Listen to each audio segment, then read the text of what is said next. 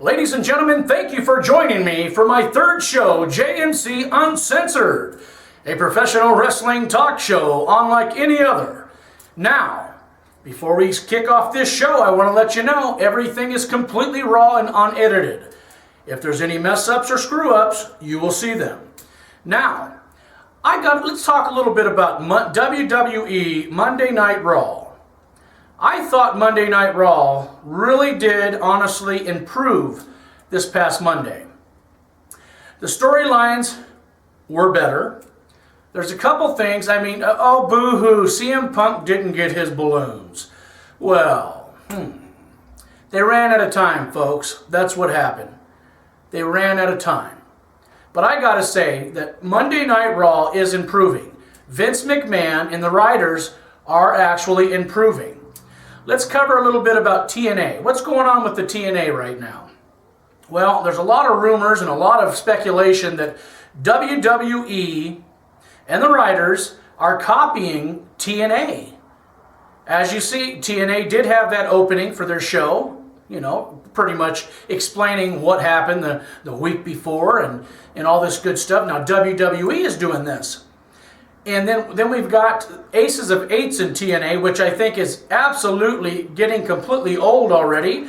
You got a bunch of guys wearing these ski masks. We don't know who any of them are, except for one, which is Devon Dudley. And I didn't even see. The guys were in the ring. I watched the show. They were in the ring. They acted real shocked and surprised that it was him. To be honest with you folks, I'm not going to sit here and just be so critical on TNA because I think that the WWE does need somewhat of competition to make wrestling really exciting and fun again. But I think that TNA is truly going downhill. Just my opinion. Simply because everything that they're doing, it's just the same stuff. First of all, I was never a big fan of the TNA, what they had, the six-sided ring. I was never a fan of that. But here's the thing. They were different. TNA needs to bring back that six-sided ring so they could be different. Yeah, most people, I think, enjoy the four-sided ring. But I think TNA, to stand out, they need to bring it back. My opinion. But this whole Aces of Eights that's going on in TNA, my opinion is it's getting old. It's not working, folks. It really isn't. The ratings are they're not gaining any ratings from this. Not at all. And then we've got another issue. Lots of people are speculating. Rumors are flying throughout the internet. And I could believe this maybe to a certain extent. They're saying that the WWE and the writers are copying whatever it is that TNA is doing. Now, some of the things that there's a diva that's doing something in the WWE right now that obviously, literally, really upset one of the knockouts in TNA.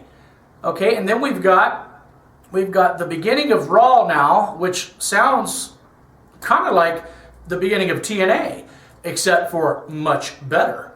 And see, I think this is what I think's happening. Vince McMahon is, because there is a lawsuit between the WWE and TNA, Impact Wrestling. And I think what Vince McMahon is doing is he's getting back to TNA in these ways, as far as showing them that he can do exactly what they're doing, but absolutely better. It makes sense, right? It's common sense. I believe it's true to a certain extent. Now, let's talk a little bit about, what's on my mind? I had so much. Let me dig up some stuff here. Let's talk about, Let's talk a little bit about the WWE Hall of Fame again. And before we talk about the Hall of Fame, I want to talk about the Ugandan giant, Mighty Kamala. Folks, I don't know if you guys have been following this story on the internet or not. It's been going on for quite some time now. Apparently, Kamala, he's a diabetic. He's got a lot of issues. He's had his legs amputated. He's in bad shape. And apparently, Kamala claims that the WWE or Vince McMahon has not taken care of him like they should have. Kamala's hurting for money. I actually saw his story, and it was heartbreaking. It was pretty sad, I have to admit. God bless you, Kamala, the Ugandan giant. You were still a part of the WWE, and I feel bad for you, and hopefully something good will eventually come out of something. And I know that I just want you to get well, and I hope your health gets better. He's going through a lot, folks, and let's please pray for the Ugandan giant, Mighty Kamala. He is a WWE legend, bottom line. Okay, apparently Dawn Marie started this wrestling relief, where she raised a bunch of money up for guys like the Ugandan giant, certain legends of the WWE, and apparently she Dawn Marie screwed over the Mighty Kamala, okay? And he's pretty upset about it, and you guys look it up on the internet, and you be your own judge about what you see. I feel bad for him. WWE is selling Kamala's merchandise, and he's getting very little of whatever it is, the worked out agreement that was between him and WWE. That's what he's complaining about. If I had a couple $1 million to spare, I would definitely help him out. Okay, next topic. Let's just pray for Kamala, folks. Well, let's talk about something I do want to get off my chest. Let's keep this on track a little bit. I want to talk about Lex Luger.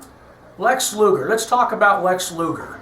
And I got to tell you, I don't know if you folks have actually seen Lex Luger lately via the internet as far as YouTube, but Luger's health, many people, well, you can just tell his health is poor.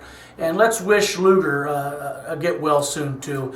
And Scott Hall, I just hope that Scott Hall can recover from the drugs and the alcohol. I don't know, from what I've heard and rumors and stuff, that he's actually trying to straighten up. But the saddest part about the whole thing is that so many of these former WWE superstars, there's just so many of them. They either die really young or they deal with their demons. And what happens is these guys end up unfortunately dying really young from all the painkillers, the steroids, whatever it is. But you got to remember, folks, Vince McMahon doesn't force these guys to do this. I mean, when I wrestled and I was in the business, no one forced me to do anything. I mean, yeah, you would get criticism as far as, you need to shape up a little bit. Your arms got to be a little bit bigger. We need your legs to be like this. If this is your gimmick, we need you to look the part. Bottom line, and that's the pressures of the game of professional wrestling. It is a hard industry to be in, folks. It's very difficult, and then everybody always goes down on the writers. Let's talk a little bit about this. They're saying the writers of Monday Night Raw, they don't know. Sometimes it's best that there's a writer in the wrestling business that knows absolutely nothing about the wrestling business. It's best sometimes, because a lot of the guys that know about the business, unfortunately, the guys that know about it end up doing repeats of whatever it is that's happened in the past. And in my opinion, for a professional wrestler, retired professional wrestler, to write for a show, I don't think it's always too successful. Just my opinion. I think that they're better off in different, having different identities in the business besides being a writer. But some might, you can't knock them all. I'm sure there's some good ones. But anyhow, I think WWE is improving. I think the show's improving. I think the storylines are improving. And it's about time. It's absolutely about time that the World Wrestling Entertainment, I keep forgetting Vince McMahon wants us to say WWE, but hey, I say it's World Wrestling Entertainment because that's what it is. And let's cover up a little bit about this. I have people come up to me every once in a while. It happens. As soon as they hear anything out of my mouth that has anything to do with professional wrestling, most people, and they still say it to this day, is it fake? Is it fake? Folks, think about this. I hear a lot of people defending this, but think about this. If professional wrestling was fake, first of all, it's irrelevant to say it's fake because it's entertainment. Entertainment is not fake. Think about it. So the next time someone asks you, is professional wrestling fake?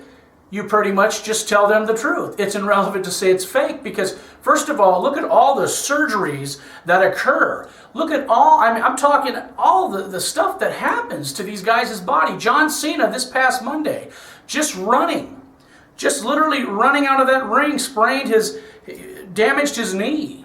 And I'm sure did some damage to his ankle as well. So, John Cena he's slowing down. I mean, he's been in the business now 10 years. He has been in the WWE. And here's the thing. Vince McMahon needs to build his new star. Bottom line. And I think Ryback, I really do believe that Ryback could be that next John Cena. Because I think he's doing as long as they keep Ryback, as long as they keep his gimmick strong, and don't tarnish that gimmick, and they keep that gimmick going strong, I think Ryback very well could be big as John Cena, or big as Stone Cold Steve Austin, big as Bill Goldberg. I believe it's possible. Well, let's cover one more topic here. Jake the Snake Robert. Jake the Snake Robert, as you guys can see, I like to talk a lot about the legends because I believe that the legends need to be talked about. If it wasn't for Jake the Snake, if it wasn't for the Big Boss Man, if it wasn't for King Kong Bundy, if it wasn't for all these guys that laid down for other guys as far as building the path of the WWE, even Coco Beware. Yeah, he wasn't anything too spectacular, but it took guys like that to keep this business going. And I think that right now what's going on is Diamond Dallas Page, DDP, has taken in Jake the Snake Roberts and has got him doing his yoga training and everything else, and he's trying to shape Jake up. And I think this is for the better, and I think that this is absolutely great news for Jake the Snake Robert. Jake was one hell of a performer. Jake the Snake, I mean, it's a shame. And see, drugs, it did. Drugs and the pills and alcohol, but I think mostly drugs is what destroyed Jake the Snake's career. I mean, the last match we really saw him in a spotlight was at WrestleMania when he faced The Undertaker, which, in my opinion, when I saw that tombstone from The Undertaker, that was the worst tombstone I have ever seen in my entire life. But, hey, it is what it is. The bottom line is this, is that I think we as the fans, the WWE, I really think they need to bring a program to support these former professional wrestling stars. I mean, there's got to be room for them. You got to make room. I mean, start doing a legend show on the side. Vince McMahon, I say this, you could still draw money with these guys, and these guys can still make a decent living. I think it's just sad that there is no insurance in the professional wrestling business. I hope that changes. And I really think that it does need to change. I think these guys need, these professional wrestlers of the past especially, need to be taken care of as far as medical. They need their medical taken care of. And I know that the WWE is funding and taking care of as far as drug abuse, which Sonny is in one of the centers right now to get help. So anyhow, yeah. Okay, well, I'm going to cut this video short, but I think I'm going to go ahead and this is going to be the end of this show, and I think I'm going to actually run another show, probably 2 shows tonight, because I have a lot more I'd like to talk about. So thank you for joining me, folks, and this is my 3rd show, and I thank you very much for your time and watching me, and just remember, every fan counts. Everybody that loves professional wrestling counts. Your opinions count. If you have any, please leave them below there and let me know what you thought about the show, what you think about any of the guys I've talked about, and communicate with me. If there's anything you'd like me to cover or do some investigation to find out, let me know. Until next time, folks, thank you for joining me here at the JMC Uncensored Show. And until next time, take care.